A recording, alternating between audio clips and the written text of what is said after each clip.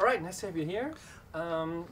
You're Stewart Lyons, and Yes. for those who may not know you, please could you introduce yourself? Sure, I'm Stu Lyons. I'm a line producer, co-executive producer. I do American television, and I'm proud to have done Breaking Bad from the beginning to the end. But it's one of many projects I've done. It's just the best one.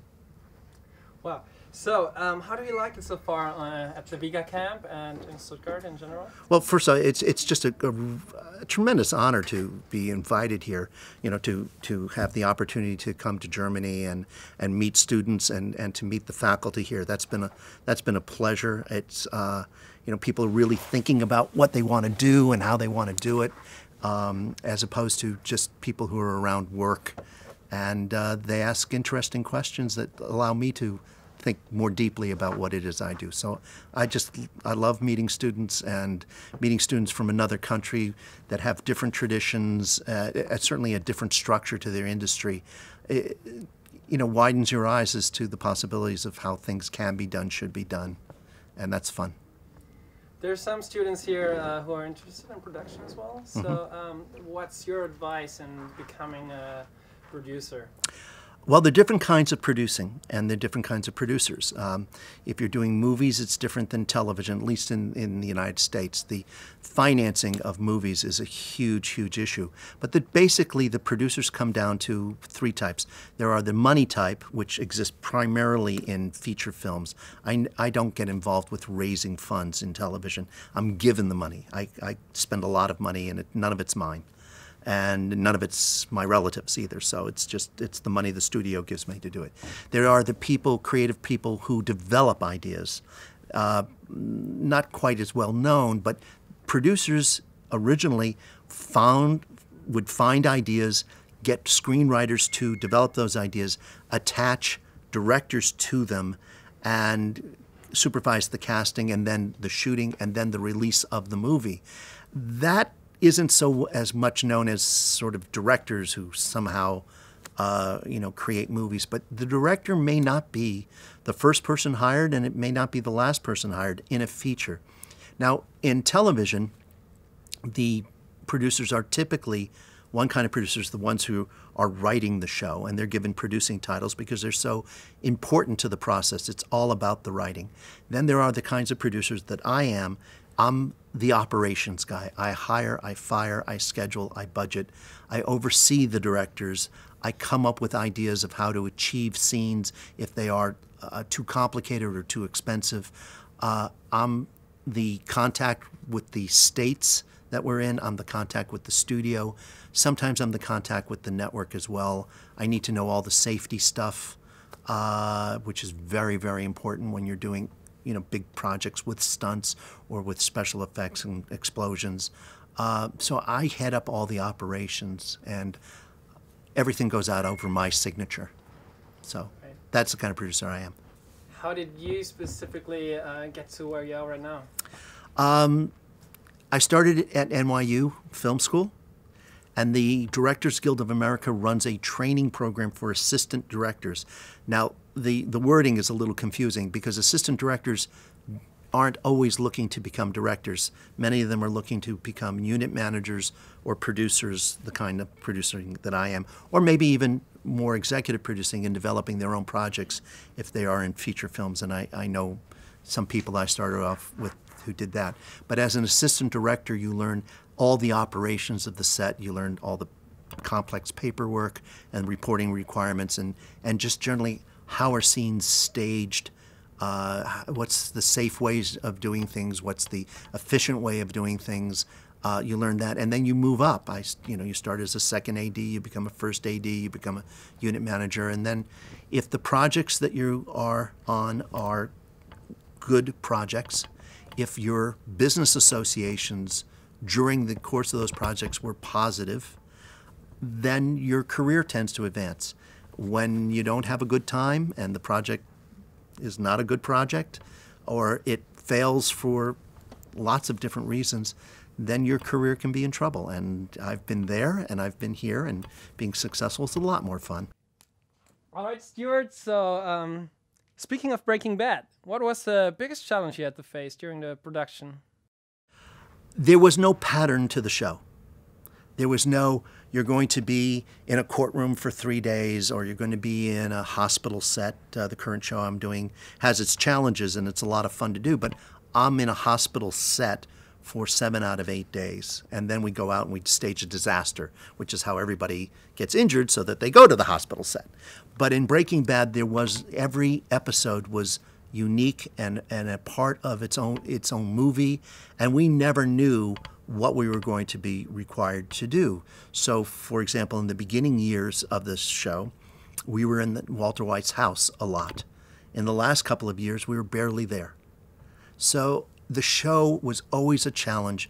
We never knew what was going to really happen terribly far in advance, and yet we were going to be held to a standard of execution and creativity that was very high. And so that was the terror, and that was the fun part, and that's the most satisfying part all at once, because it's just, wow, can we fool them again? I mean, it was a challenge every episode. So the writers were based in Burbank, and you were shooting in Albuquerque. How did that work out? How did you communicate? Well, Vince likes to do specific things at specific times. So you would only get communication with him at certain times during the day, and you would just literally, you would compile your list of questions and things that you needed answers to for those times, because his main task was figuring out the writing. And the writing was genius, but that really took his energy. So you had to respect that, because while he was writing, we were shooting.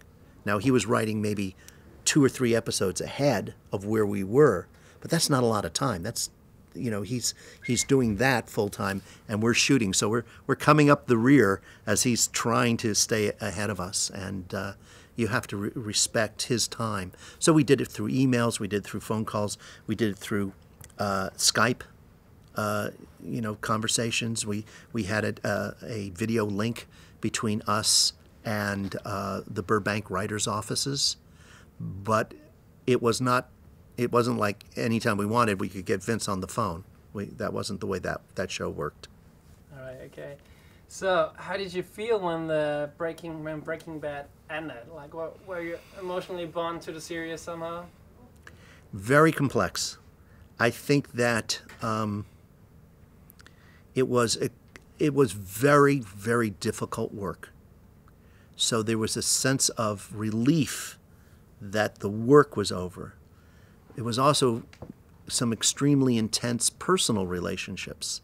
I spent 6-7 years with some of these actors and writers, and the way work is, and you're very, very close, and then all of a sudden the party's over and everybody kind of goes away. So that was emotionally hard. The other thing is we couldn't talk about it because the ending was a secret. So you couldn't go and sort of say to your friends, my God, I just lived through this, because you couldn't talk to them about it. I didn't talk to anyone about what the ending was, including my family, until it was on. And it was on 6 or 7 months after I finished doing the show. Now, in terms of the crew, I have been very, very fortunate. I've found a good group of people, and I keep hiring them in New Mexico. And right now, the night shift is, I think, the 6th series that I've hired them for. So most of the crew I keep seeing again, and they are very, very special people that I feel close to. But, I talk to Brian occasionally, and, I'm still involved with Vince and that group because I'm doing Better Call Saul. But, people, that's just the nature of the business. People drift away. Can you tell us something about Better Call Saul? Is it the same crew? It's basically the same crew. We've changed a couple of department people, but it's the same New Mexico crew doing it. It's mostly the same writers from Breaking Bad, not all the same, some new writers as well. It is Vince Gilligan doing it. So it has a lot of the same elements in terms of the production, in terms of the excellence of the writing. It has it. In terms of the story, what we can say is that this takes place before Breaking Bad, started. The story of Breaking Bad started. So certain people who we killed on Breaking Bad are alive on Better Call Saul, and the one everybody knows about is the character of Mike. You know.